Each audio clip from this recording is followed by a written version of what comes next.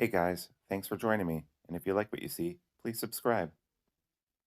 Hello, peoples. I'm going to review this Militaw from Kizer. Really cool finishes on this knife, coming in at 50 bucks, and it's got that Kizer aesthetic. There are some things that I really like about this knife, and there are some things that don't make me happy about this knife. And I'm going to tell you what things are which. First, I'd like to ask you to like, subscribe, click that link button, please, and leave a comment. Helps the channel immensely. Thank you to my Patreon supporters. You guys are awesome. All right, so the Militaw, Kizer used to make up a very large percentage of my collection, especially when I got started. I didn't Kizer was a very easy brand to get into. It was almost a step way. You know, Spyderco, Kizer were really the first knife companies that I started to collect.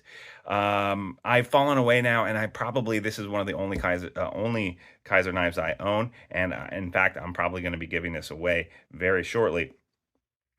What I like about this knife, super thin behind the edge, nice drop point. This coating on the blade is great. Came out of the box exceedingly sharp. You really can't complain. Love the aesthetics of this. Different inlays, different kind of finishes.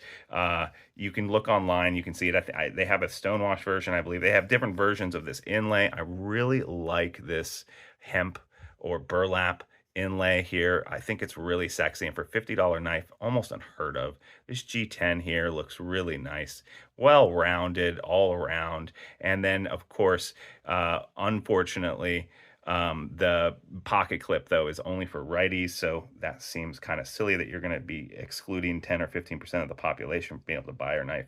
Liner lock with about a 15% lockup, could be more locked up. And now I guess we're going to get into the portion of the things that I don't like. Okay, a couple other things I like about this knife. I like the action, like it drops shut really nice. Now, Kaiser's known for using bearings. This is running on bearings. The pivot was really good, really locked in. The knife was perfectly centered, as you expect from a budget knife these days, which wasn't always the case, but it is now. Also a front flipper. I'm not a big front flipper type guy, but I find it okay. My thumb doesn't like to work in that way, but this isn't the worst one in the world, and it doesn't get in the way. All right, what I don't like about this. Kizer likes to make knives look futuristic. I think a lot of their knives are this kind of boxy shape with a standard pillar construction like this. This looks good if you're into this aesthetic, and I don't mind it. However, holding this knife with this big cutout, and the lock does have a reasonable amount of room actually to fit in it, but when you're holding it, your middle finger either has to go in here, and that to me does not feel very comfortable. Although there is a little bit of jimping here, but the jimping is kind of far back. Like I think the jimping should be farther forward, or you're going to hold it back here, and then your index finger is going into this slot, and that feels really strange too. Like you're almost holding a little baby spear or something. So it just doesn't fit the hand naturally, and I'm like, why? There's a bunch of budget companies that make liner locks that kind of look futuristic or that have similar lines, and yet they don't mess it up so much. Let me see if I can grab an example here. Well, I don't know if this is a good example or not, but here they've made this is Migron. They've made it so that there's a forward choke point or back here, if you hold it back here, it's fine as well. But the cutout, the relief is so big that it doesn't really affect the ergos that badly. Maybe that wasn't a best comparison in the world. Let's see if I have another comparison. Let's try another Migron. But this one is the Valona. Again, nice and big, and the way that they've rounded it and rounded, I feel like this, it has a different aesthetic. It's not square and boxy. It doesn't look like a U-Haul truck, but to me, still feels fairly futuristic, and the ergo's much better. Pyrite Light, $30. Again, doesn't feel bad, and of course it has a choke up point too, but doesn't feel bad in the hand, even though it's got this cut out here. This isn't a liner lock though, so maybe that's not a good example. But you get what I'm saying, right? Like, if you got to have access to the liner lock, why are you going to do it like this? I mean, if you need to have a square knife, which in itself isn't the worst thing. There are knives I have which are square and boxy, right? This is the Alliance Easy E, I believe. And the ergos aren't bad, but then again, it doesn't have a giant cutout here in the middle. That is gonna just fall in such a strange place where right when your middle finger, that just feels weird.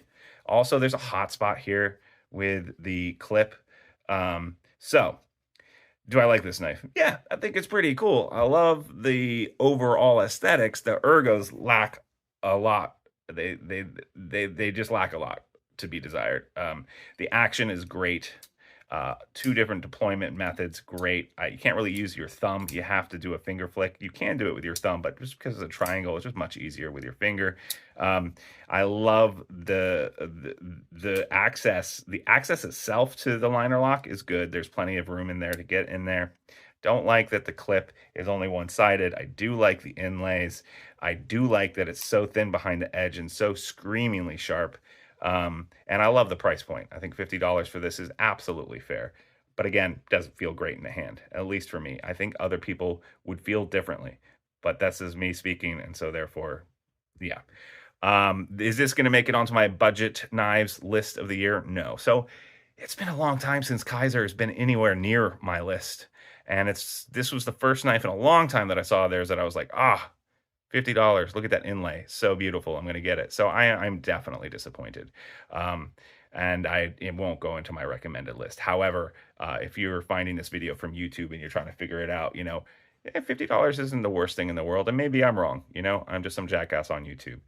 Thank you so much, people. Click the links down below if you want to become a Patreon member. $3 a month, you get a chance to win a knife.